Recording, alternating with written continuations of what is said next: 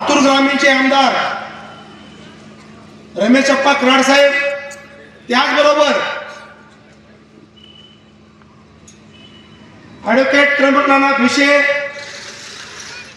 त्यानंतर युवा मोर्चाचे युवा अध्यक्ष लातूर जिल्हा ऋषिकेश दादा कराड,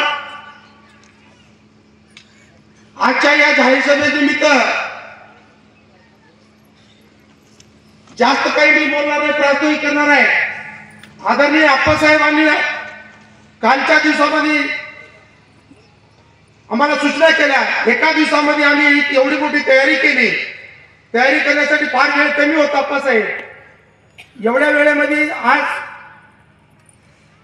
एवढ्या कमी वेळेमध्ये सुद्धा आम्ही फार सुंदर तयारी करून ठेवलेली होती, पण काही आज कार्यक्रम तंड्यामध्ये असल्यामुळे बरेच काही आणखी माणसं यायचे राहिले होते। आदरणीय आप्पासाहेब,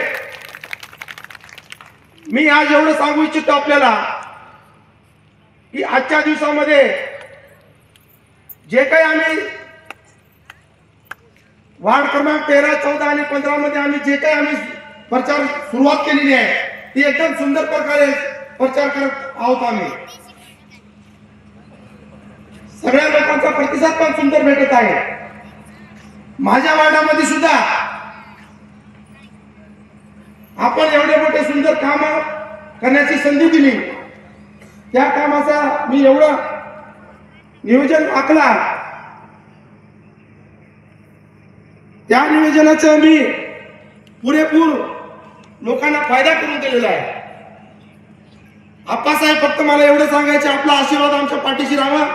आमचा समाज आपल्या पाठीशी पूर्ण 100% उभा राहणार आहे आणि 13, 14 आणि 16, 15 हे जागा मी आज सांगतो की ज्या वेळेस निकाल 3 तारखेला येईल त्यावेळेस ही 3 जागा आपल्या आशीर्वादाने, 4 जागा आपल्या आशीर्वादाने सगळ्यात जास्त मताने विजय होणार आहे। आता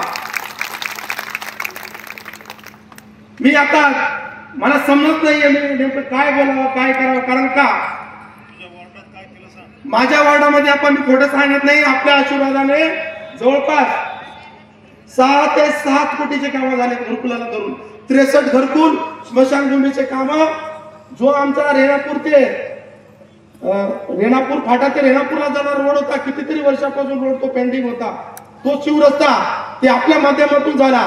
मेडिकल पासून ते खाली माझ्या तंड्यामध्ये जाणारा रस्ता, तो फार दूर अवस्था होती त्या रस्त्याची, तो पण रस्ता माझा आपल्या माध्यमातून झाला। आणि जवळपास आज रोजी 63 घरकुलापैकी 56 घरकुल माझे पूर्ण झालेत। आप्पा, एक माझी आणखी आपल्याला विनंती आहे, ती माझ्या बंजारा समाजासाठी आणखी 2 काम मला आपल्याला मागणी करत आहोत। ती मागणी अशी आहे की माझ्या समाजाला कुठं आता सध्या बसण्याची सुद्धा जागा नाहीये, कुठं सभागृह कुठलाच नाहीये।